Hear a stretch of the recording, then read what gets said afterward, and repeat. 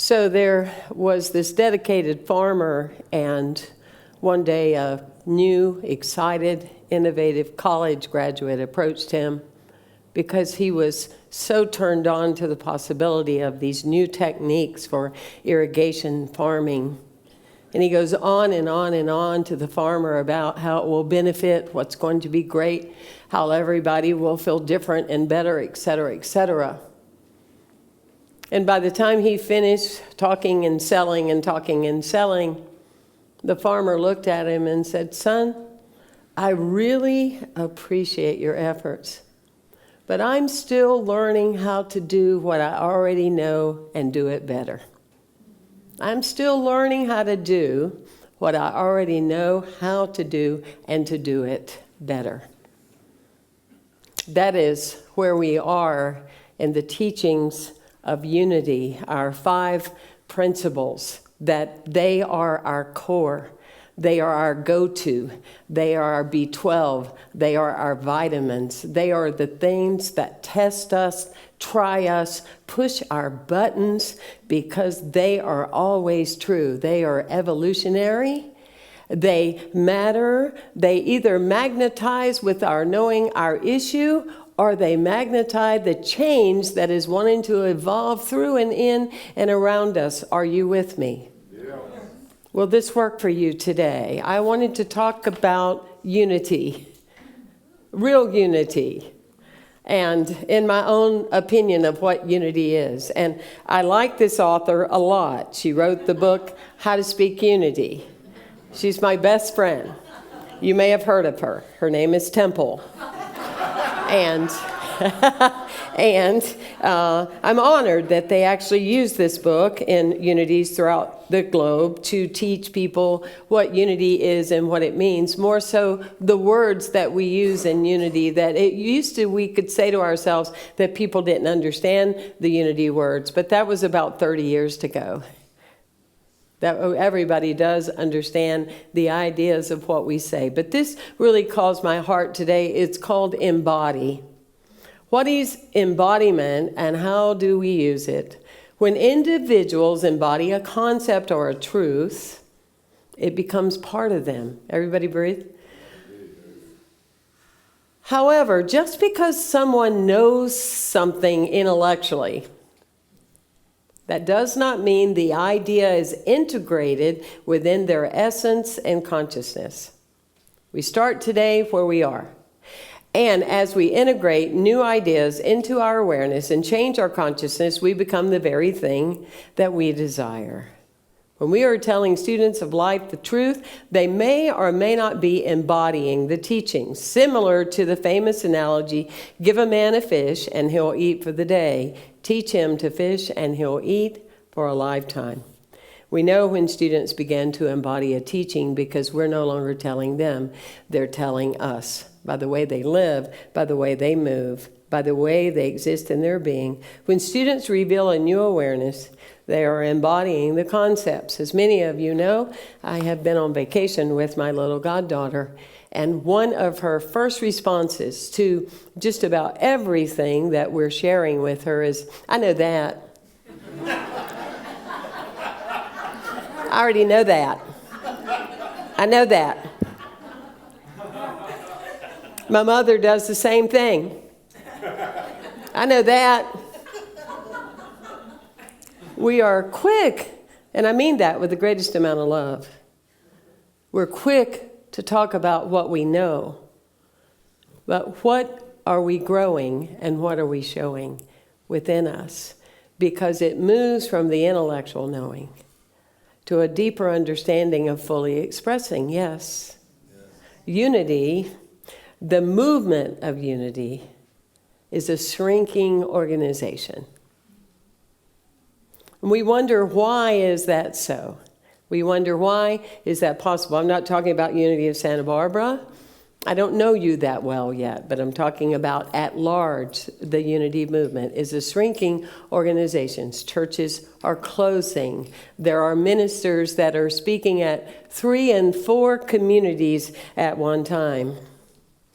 There are communities that can no longer exist because people are not coming and people are not giving. We are not like the Catholic Church. We do not have a fund from headquarters that funnels down. We are a self-contained, motivated organization within our being, yes? And it's a shrinking organization because back in the day, when there was a depression, or there were people that were having ailments, or there were people with the bubonic plague, when evangelists and different people took a different approach and said, this does not have to be true for us. We don't have to be poor. We don't have to be sick and ill and just barely getting by life. We had leaders in unity. We had communities in unity that would say, we can show you a better way. We can show you, we can exceed the existing condition of today's times. Don't you find that exciting? I find that very exciting. But that's where we are in the crossroads of the future is now, collectively, as the teachings of unity. Do people know when they meet us that we are part of something phenomenal? And are they interested? Or are we just the average of, I know what you mean. I barely get through the day myself. I know, that's hard. It's just real hard. I don't know. I don't know what's going to happen.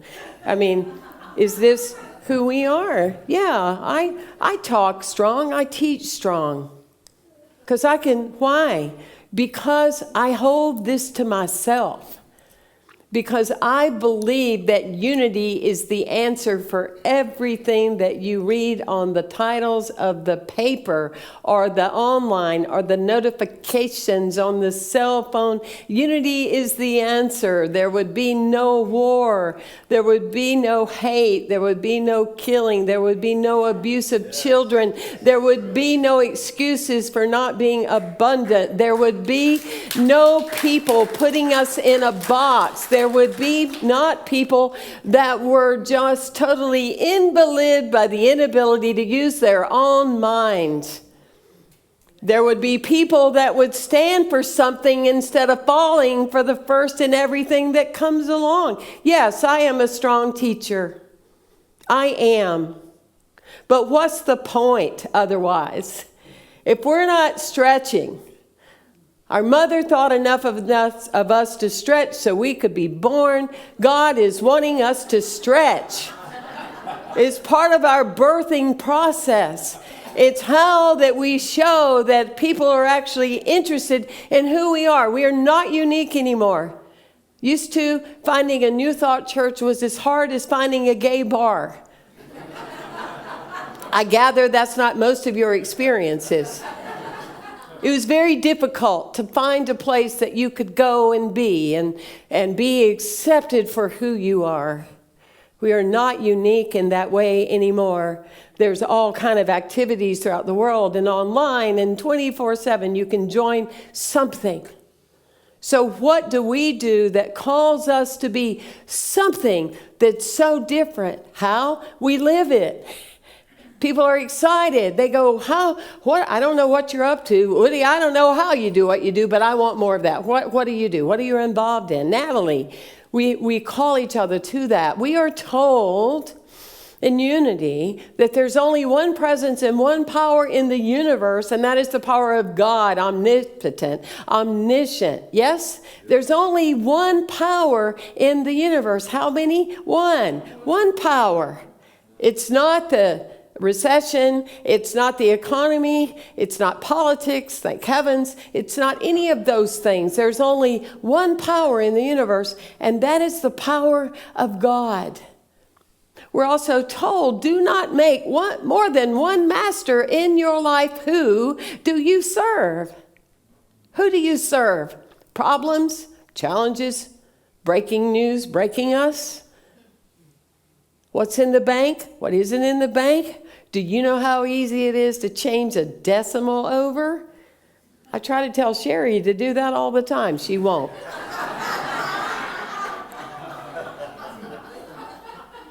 But there's one presence and one power in our lives. And we were told that we are here, if we understand these 5 principles, that we are here to be creative.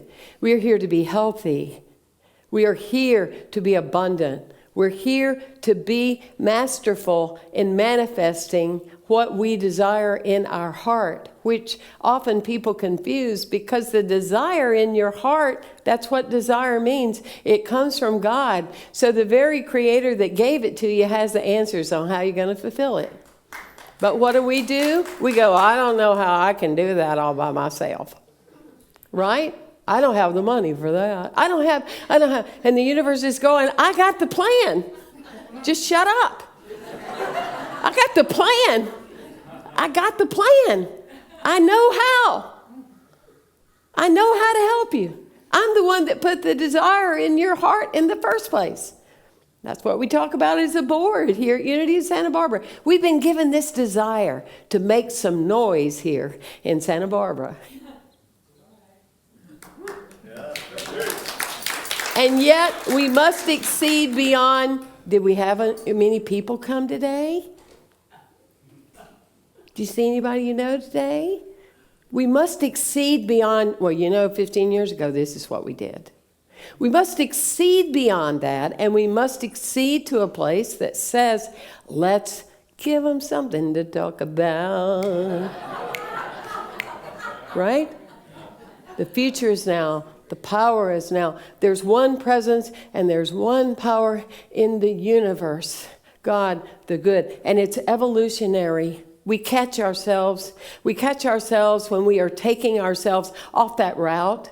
We catch ourselves when we're giving more energy to our problem than we are to the presence of God that is our healer, our revealer. We catch ourselves. And we hold ourselves beyond what we say we know, but we have people on our team that say, when I start getting little, when I start talking about just something that really doesn't matter in the great scheme of things, will you call me on my stuff? Those are the kind of people I have in my life. Will you call me on my stuff? Say that out loud with me. Will you call me on my stuff? If any of you see something with me, will you call me on my stuff? Because somehow we're off of that principle. And that's the greatest thing for us to know.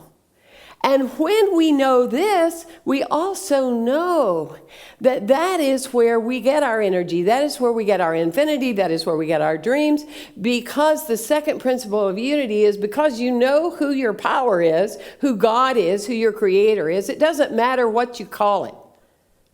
I would urge you for a while not to call it mama and papa, because otherwise you're just going to project mama and papa values onto it, because God is a principle, not a person. But whatever you call it, it doesn't matter. In unity, we don't care what you call it. What we care is what you believe about it, and that it is always evolving by way of you and your life and my life and nature itself and the world and the planet. Yes? And so then we know that if God is God, then we are all the same as the same of that. If who we believe we say this creator is, we must believe that we are the same. And that means that we hold ourselves to that level of standard. That's why in Scripture, when somebody pointed out to Jesus, there's your mom and there's your dad, there's your brother, and he goes, what does that have to do with me? Why?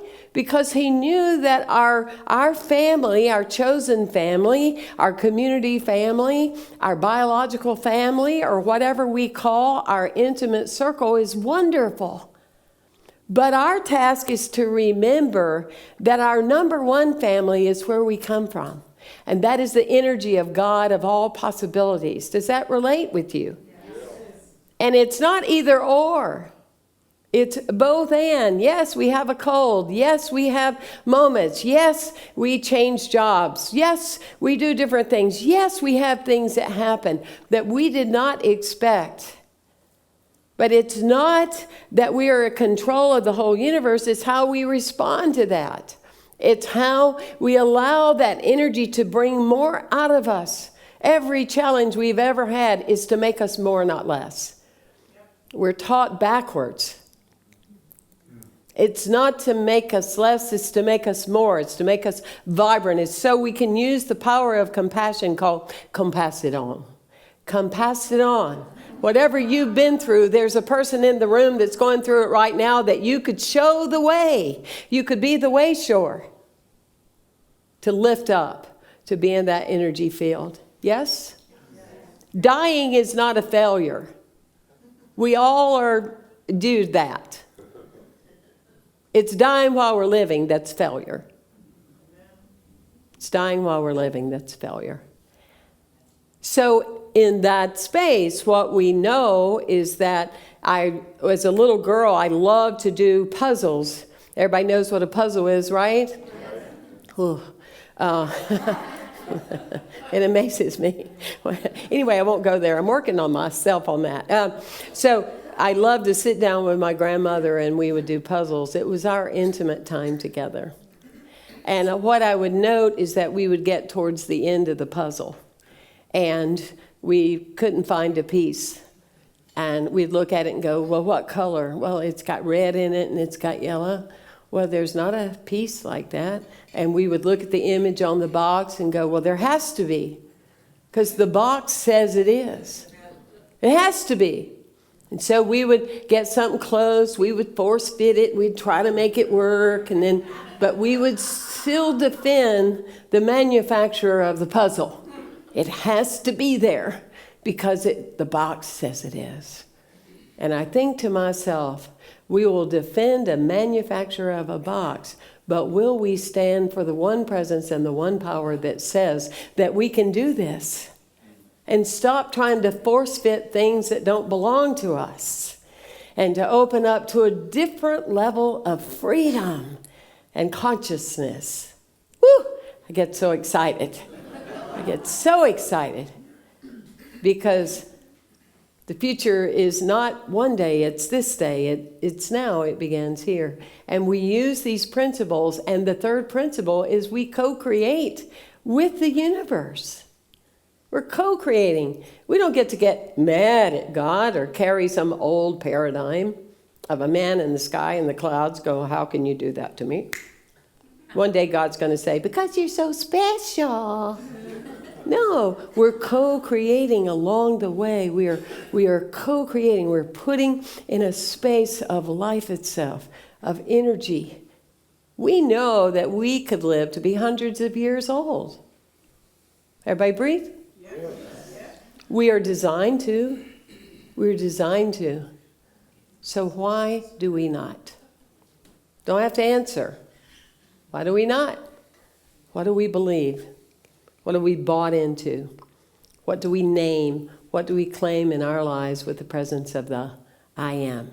Yes? And so there's this co-creation, and the way we do it is the way we use our minds. The way that we live and move and use our minds, and we have our heart open, because here we meditate and we pray. Not begging prayer, not pleading, not making bargains. Did you ever do that when you were a teenager? Oh, dear God, if you just let this happen, I'll do this and that. And then you'd kind of forget about it after you got what you wanted, you know? But our unity is affirmative. It's knowing. How many of you every day are enveloping the globe of the world in your heart and holding the globe in your prayers? It's very, very important that we visualize holding the world in the palm of our hands and blessing Mother Earth, blessing the planet, blessing the energy. Sometimes the best prayers are without words. We spend so much time convincing each other that we're really evolving, though you don't really see it anywhere in the news. But what if we just spend that time in a consciousness of shifting and focusing on our own vibrancy, communities that people talk about, the movement of unity, and making some mighty noise about what is possible. And so we meditate in the silence, for rejuvenation, for energy, for connection. And then we are in a space of pure being for what may come. Yet often, it is the fifth step of unity through our words and action that you can see that we know there's only one presence, that we are that presence by the nature of our lives, and we think and hold in our hearts what is possible. We become almost demanding of what can be created in our world. I think the universe loves it when we get all wound up. Right, Ann?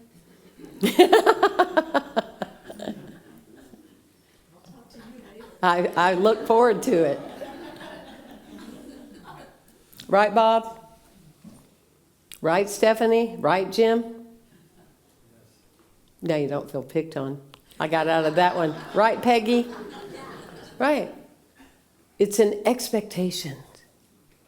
People say, oh gosh, I hope, I pray that, I didn't upset God because I'm so mad and angry. And I went, good for you. There's passion in there. Good for you. There's passion.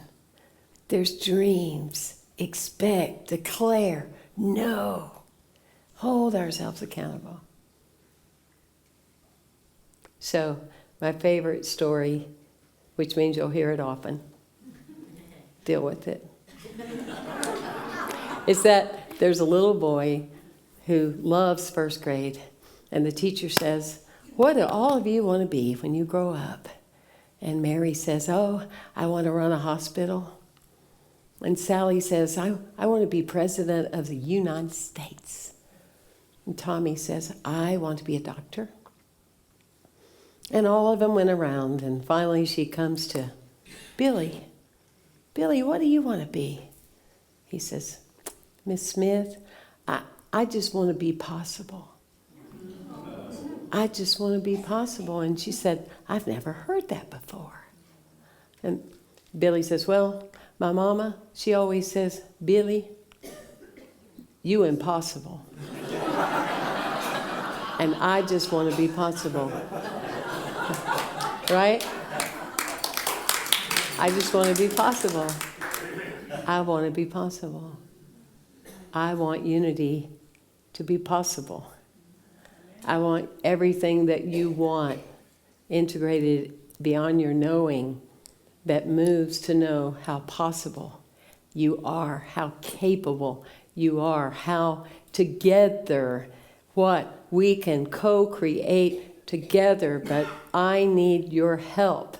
We need your help. We need to be excited at this time of this evolution on the planet. This is why we incarnated, is for right now. Yes. Are you with me?